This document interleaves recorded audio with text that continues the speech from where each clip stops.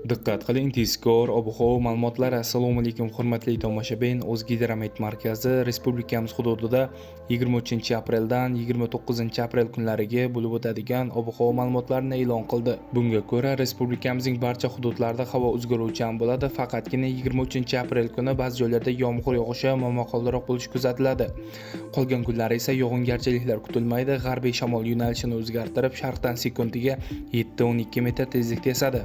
Haroratlar kechalari 23-aprel kuni 13-18 daraja, 24 hamda 25-aprel kunlari 11-16 daraja, 26-aprel kuni 12-17 daraja, 27 hamda 29-aprel kunlari 13-18 darajani tashkil etadi. Kunduz kunlari 23-aprel kuni 18-23 daraja, 24 hamda 25-aprel kunlari 24-29 darajagacha ko'tariladi. 26 hamda 28-aprel kunlari esa 27-32 darajani tashkil etadi. 29-aprelga kelib 25-30 darajagacha ko'tariladi. Respublikamizning tog'oldi va tog'li hududlarida ham havo o'zgaruvchan bo'ladi.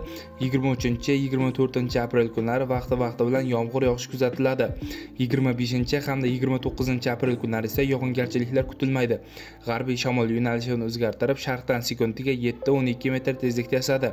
Haroratlar kechalari 1-6 darajadan 10-15 darajagacha o'zgaruvchan bo'lib turadi. Kunduz kunlari 23-aprel kuni 10-15 daraja, 24 hamda 26 aprel kunlari esa 15-20 darajagacha ko'tariladi.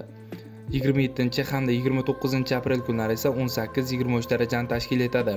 Sizlarga yetkazmoqchi bo'lgan xabarlarim shulardan iborat edi. E'tiboringiz uchun rahmat, sog' bo'ling, salomat bo'ling.